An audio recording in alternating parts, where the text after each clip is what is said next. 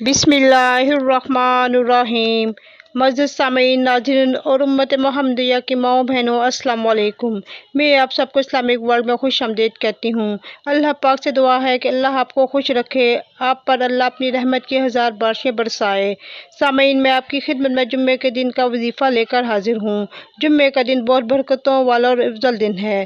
حضور صلی اللہ علیہ وآلہ وسلم نے فرمایا، جمعے کا دن بہت برکتوں، رحمتوں اور فضیلتوں والا دن ہے۔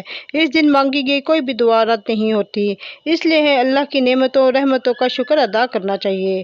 آج میں آپ کو سورۃ الفاتحہ کی ایک آیت کا وظیفہ بتاؤں گی۔ یہ وظیفہ جمعے کی نماز کے بعد سے لے کر مغرب کی اذان سے پہلے وظیفہ کرنا ہے۔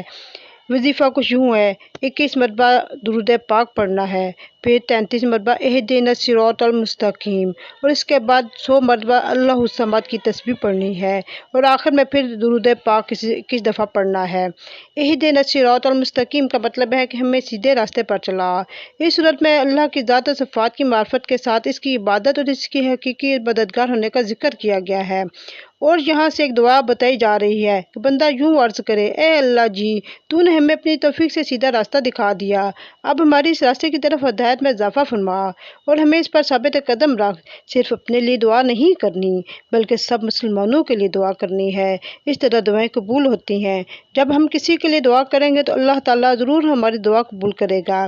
آخر میں میری دعا ہے کہ اللہ ہم سب کو اپنی رحمتوں، برکتوں اور نعمتوں سے مالا مال کرے، آمین۔